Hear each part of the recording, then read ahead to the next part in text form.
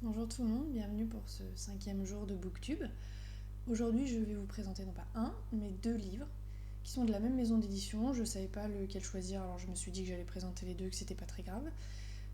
C'est une maison d'édition qui s'appelle Le Tripode, dont le catalogue constitue à peu près un tiers de ma bibliothèque actuelle, que j'ai découvert avec délectation il y a 1 an et demi, 2 ans.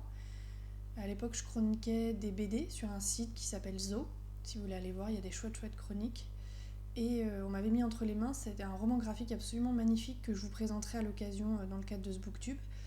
Et ça m'avait poussé à aller voir cette maison d'édition parce que c'était un truc un peu particulier et complètement inédit. Et je me suis rendu compte, en allant voir leur catalogue, que c'était un peu leur politique d'édition, leur politique documentaire, que de présenter des choses hyper étonnantes et voilà, qu'on n'a pas l'habitude de voir ailleurs. Le tripode d'ailleurs, ça signifie 3 pieds en grec, c'est un symbole de stabilité. Ils l'expliquent bien sur leur site, vous pourrez aller voir.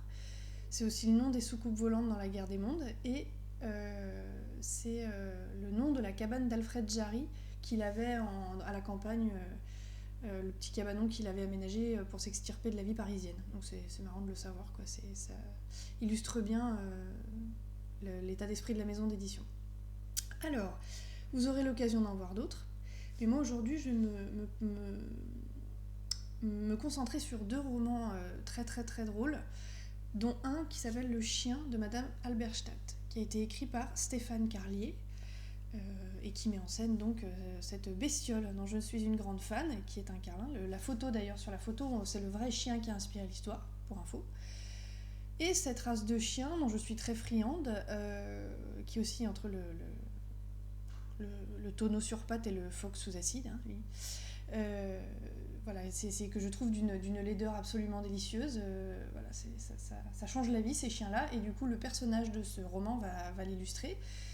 C'est l'histoire de Baptiste, c'est un écrivain un petit peu raté. Enfin, il a pondu un roman qui n'a pas eu grand succès, qui est classé 474 millième sur les ventes Amazon. Il est complètement obsédé par ce classement, il va le voir tous les jours. Et, euh, et sa femme l'a quitté pour leur dentiste, donc la grosse loose, quoi. Il se retrouve à être super proche de sa mère. Voilà, enfin un peu le cliché du célibataire qui a été largué et du coup il est toujours en jogging chez lui, il sait pas quoi faire, il est un peu dans le flou, quoi. Un jour, sa vieille voisine vient sonner chez lui et lui dit écoutez, j'ai besoin que vous me gardiez le chien.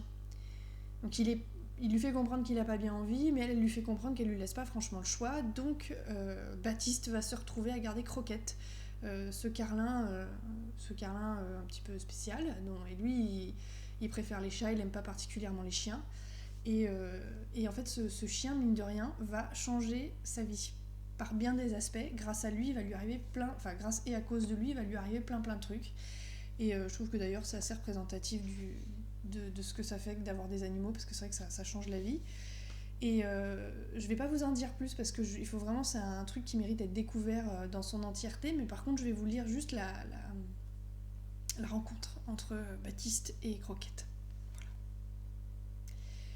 Notre prise de contact fut glaciale. J'avais autant envie de garder ce chien que de passer une coloscopie, et lui ne semblait pas dans de meilleures dispositions.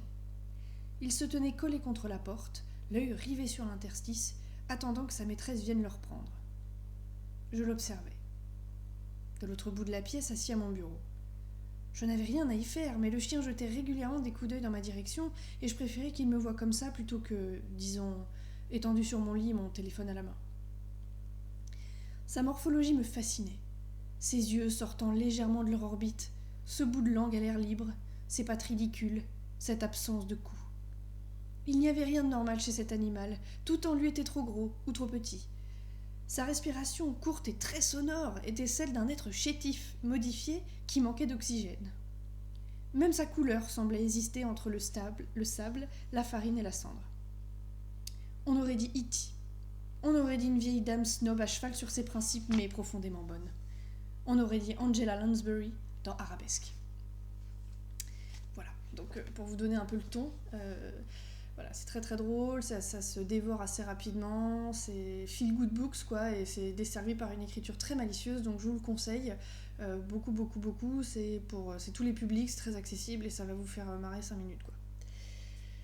Le suivant, tout aussi drôle, mais pas du tout dans le même genre, a été écrit par une autrice qui s'appelle Julia, et ça s'appelle Rouliot fauche le poil.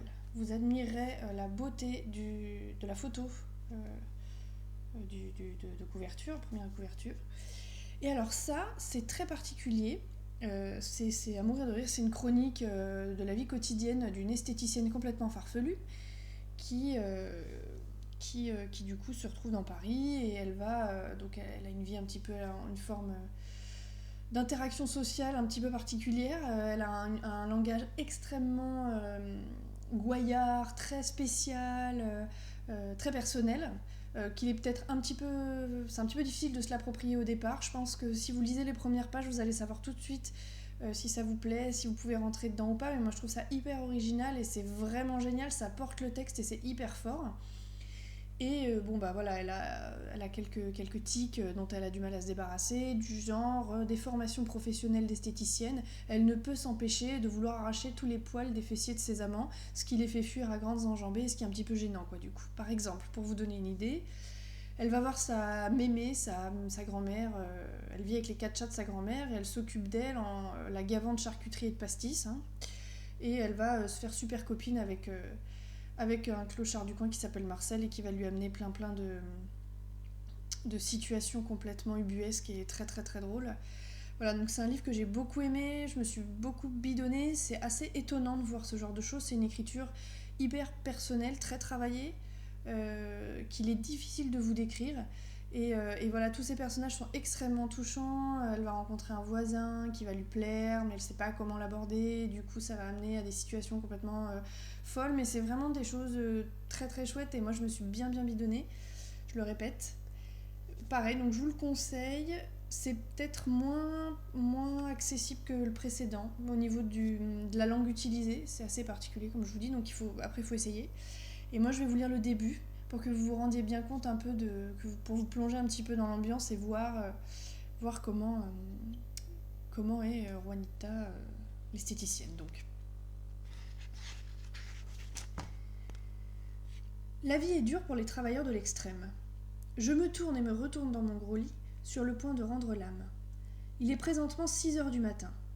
Le ciel est d'encre et la seule chose dont j'ai envie est de rester toute la journée blottie sous mes pelisses de coton, à faire frétiller mes poils de nez à la brise de l'appartement jusqu'à ce que l'obscurité reparaisse.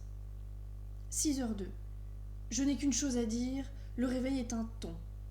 À 7h, l'univers tout entier est un ton. Les petits oiseaux piaillards sur leur saloperie de fil électrique sont un ton.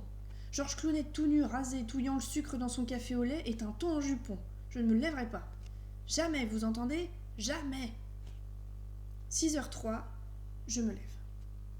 Vaincu, je m'extirpe de mon draus, lequel s'est enroulé dans la nuit jusqu'à me couvrir les 2/3 du corps ainsi que la trogne, faisant de moi la première femme momie de Paris, quasi trentenaire, tricotillomane et affublée d'un pyjama à faire frémir Giorgio Armani, certes. Les yeux pleins de sommeil, je colle mon visage à la fenêtre bardée de givre près du lit, scrute la pénombre dehors. Le ciel est sans étoiles et une espèce de brume visqueuse gorgée d'humidité baigne la capitale. À cette heure précédant l'aube, tout est désert. La rue, que les lueurs frémissantes de quelques lampadaires jetés çà et là ne parviennent à réchauffer, s'étend comme la toile de fond d'un film post-apocalyptique. Je frissonne malgré moi, les narines contre la vitre. Rien ne vient troubler le silence. Pas même un moineau languissant sur les câbles près de ma lucarne, annonciateur ordinaire du jour à venir.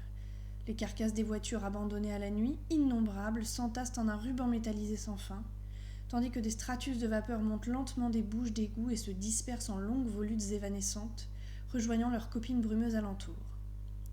Je suis Rouliot Fauche-le-Poil, de mon vrai nom Juanita de Printemps, et mon métier consiste en l'éradication massive à la cire de la fange pubienne du tout Paris. Il y a 4 chats possédés dans mon appartement qui squattent mes gaines en lycra ainsi que mes petits soutifs et me sautent dessus si j'ai le malheur d'enfiler un bonnet. La seule façon de les tenir en respect est de leur pourfendre le crâne à grands coups de tapette à mouche. Je suis atteinte d'un toc aussi mystérieux qu'incurable qui consiste à m'arracher à la pince à épiler le moindre poil du cubi, sourcil compris.